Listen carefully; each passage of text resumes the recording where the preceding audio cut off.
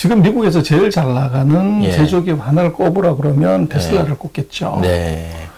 근데 테슬라가 트럼프 대통령이 그렇게 얘기를 하는데도 불구하고 미국에다 공장 지면 세금도 깎아주고 우대 조치도 하고 한다고 그러는데 전 세계에서 제일 큰 전기차 공장을 샹하이에 지었어요. 아. 그러면 이 테슬라 앨런 머스크는 네. 바보인가요?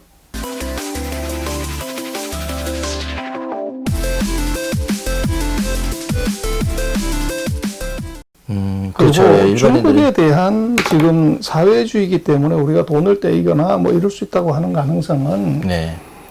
그건 이렇게 보면 되죠. 예. 한국의 삼성, LG, 현대, 네. 전 세계 포춘 500대 기업들이 안 네. 들어가 있는 기업이 없어요, 중국에. 예. 그러면 이 전 세계 포춘 500대 기업들은 바본가. 이렇게 이제 반문해 볼 수가 있죠. 네. 그래서 제가 볼 때는 한국의 이제 투자가들이 생각하는 사회주의 때문에 이게 문제가 있다고 하는 것은 포춘 500대 기업, 우리 삼성, LG, 현대가 중국 본사를 폐쇄하고 한국으로 철수할 때 그때 이게 그 네. 문제가 생기는 것이고 네. 지금 그러면 이게 우리 삼성이 시안에다 반도체 공장을 더 지었잖아요. LG가 우리 파주에다 공장을 안 짓고 저 광동성에다가 공장을 더 지었다고요. 네. 그럼 이거 어떻게 볼래?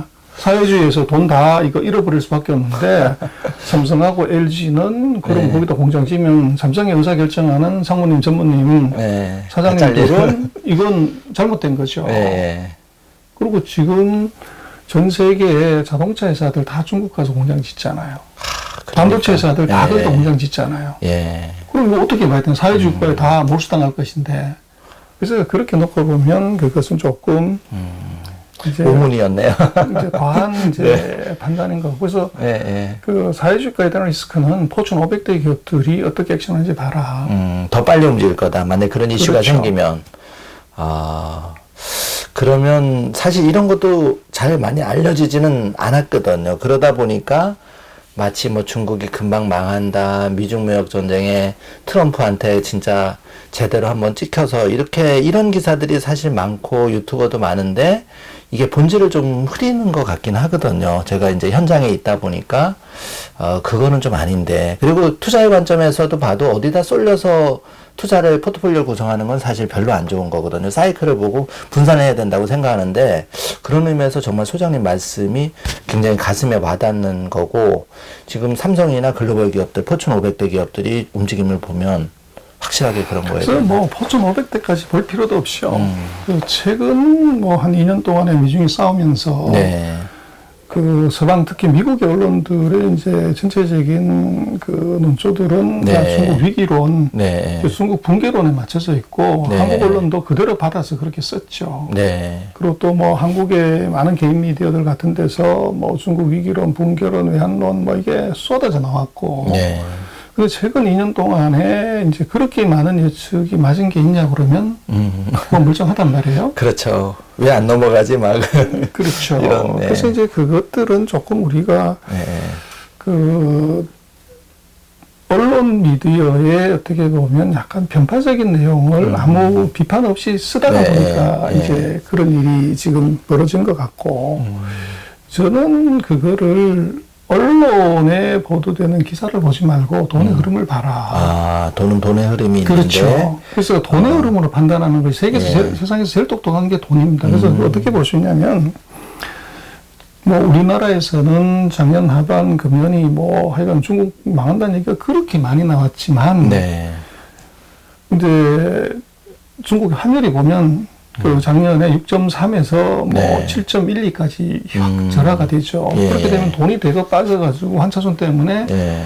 이 중국이 이제 외환이나 금융시장에서 위기가 와야 되는데 그렇죠. 네. 문제는 작년 하반기 이후에 지금까지 예. 코로나가 가장 심했던 3월달 한 달을 빼놓고는 예. 중국 캐피탈 마켓에서 외국인 순매수는 줄어든 적이 없어요. 계속 순매수했다고요. 예.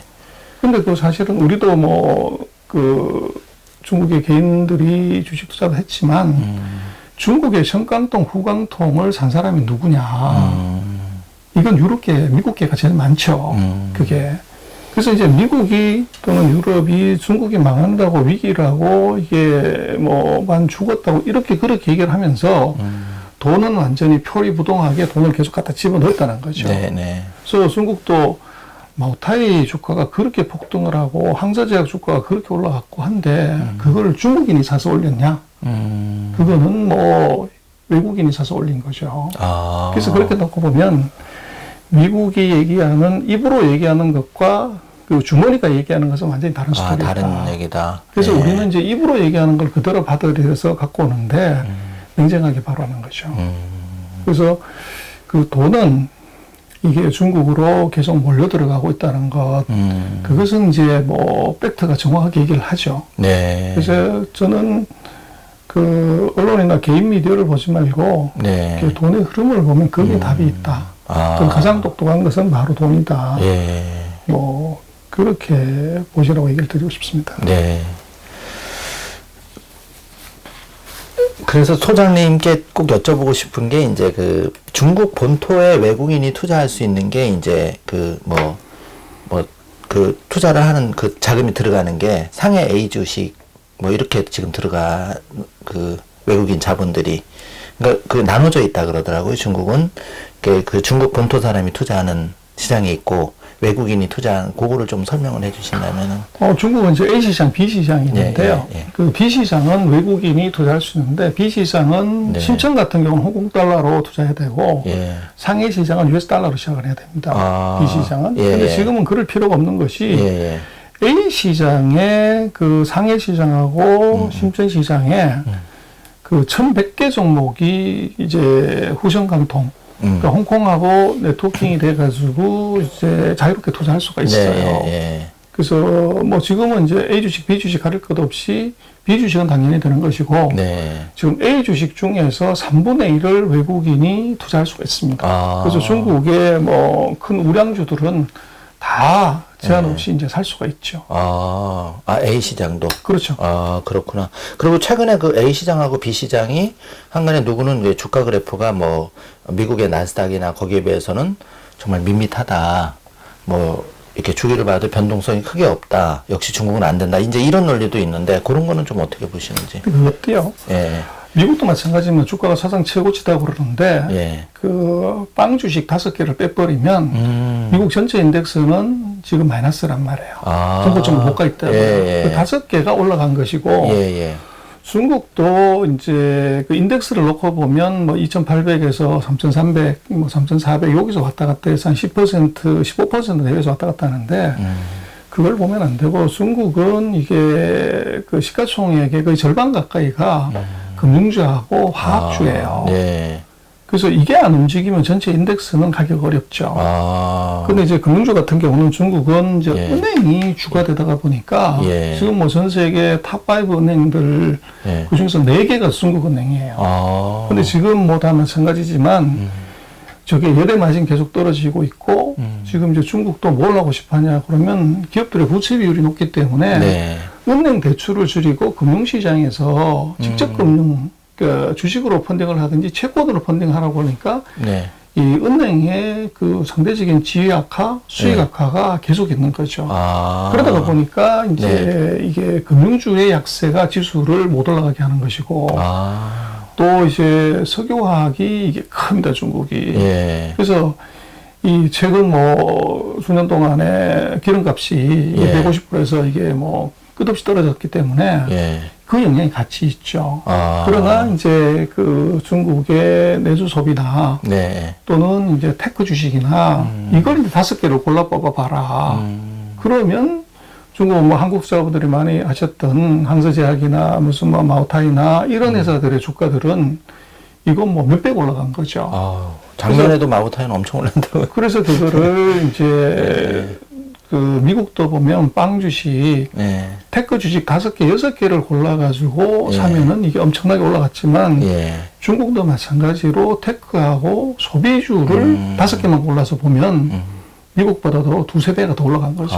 오히려. 그거를 이제 아까도 말씀을 드렸지만 우리가 중국의 인더스트리나 컴퍼니를 보지 않기 때문에 원수 같은 중국어가 안 돼가지고 거기서 이제 우리가 그 오해를 하는 거죠. 미국 시장은, 중국 시장은 안 된다. 그래서 그거는 중국은 이제 마켓 전체를 따라가는 인덱스는 아까 말씀을 드렸지만 펀드는 그게 금융주하고 화학주의 비중이 크기 때문에 기름값이 올라가고 금융시장 전체적인 것이 다시 대출 위주로 가게 된다 그러면 중국 인덱스는 세게 올라가지만 네. 그게 아니라고 하면 이것은 그 두 개를 제외한 나머지 섹터하고 종목에서 봐야지 전체를 보면은 그것은 큰 점이 없다. 미국도 사실은 마찬가지고요. 그러면 이렇게 분해해서 보면 정말 소장님한테 배우게 되는 건데, 요런 주도주가 있고, 그거를 전체적으로 평균을 내서 보니까 미국에 비해서 상대적으로 적게 올라갈 것 같이 보이긴 하지만, 실제로 그런 가일 주식은 미국에 못지않게 더 많이 올라갔죠. 더 많이 올라갔는데, 우리는 사실 그 사실을 모르죠. 모르고, 뭐, 그거를 또 얘기해 주는 데도 없고, 그래서 자꾸 투자 기회를 놓치지 않는가, 이제 이런 생각이 들고요. 그렇게 해서 이제 하나 더 여쭤보고 싶은 게, 지금 사실 미국의 나스닥의 빵 주식이나 그런 시총 1위에서 뭐 5위 내지는 12기업에는 다 쏠려 이렇게 관심이 많은데, 거기에 반면에서 중국 주식은 내가 자산이 100이라고 했을 때 10도 투자를 안 하고 있는 게 현실이거든요. 이렇게 보면 이제 그 소장님께서 오랫동안 이제 그런 애널리스트도 하시고 이렇게 경험을 하셨는데, 지금 그 앞으로 3년, 5년을 좀 놔두고 봤을 때 미국과 중국 주식을 어떤 식으로 좀 투자를 해야 가장 좀 현명한 투자가 될 수 있을까? 글쎄 이제 뭐 자산 배분하는 쪽에서 놓고 보면 결국은 이제 시가총액 기준으로 가라 또는 이제 GDP 비중대로 가라. 이제 그렇게 보면 지금 아마 우리가 해외 주식 투자하는 걸 보면 아마 미국하고 중국의 비중이 뭐 10을 그 기준으로 치면 아마 7대3? 뭐 최근에 조금 늘어가지고 뭐 6대4? 뭐 그런 정도로 가는 것 같아요. 근데 아마 앞으로 트렌드를 놓고 보면 중국 GDP와 미국 GDP 한 66% 정도이기 때문에 지금보다는 비중이 한 2배 정도 더 올라가야 된다. 올라갈 것 아닌가.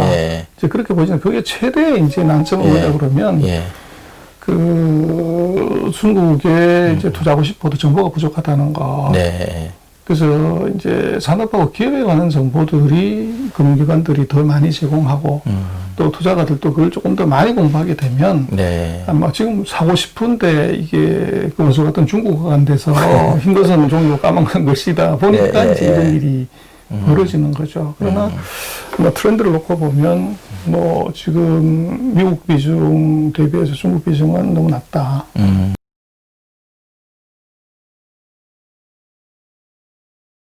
그리고 그것은 이제 뭐 시간이 더 흘러야 되겠지만 이 돈이 된다고 그러면 이제 정보에 대한 투자가 늘게 되겠죠. 그러면 뭐 추세적으로 보면 중국 익스포저를 더 높이는 것이 아마 포트폴리오 관리 차원에서 또 맞는 거 아닌가 싶습니다. 네, 정말 그 좋은 말씀이십니다. 그러니까 좀 쏠림 현상을 좀 이제 줄이고 조금은 균형 있게 해야 되고 그런 말씀이신 걸로.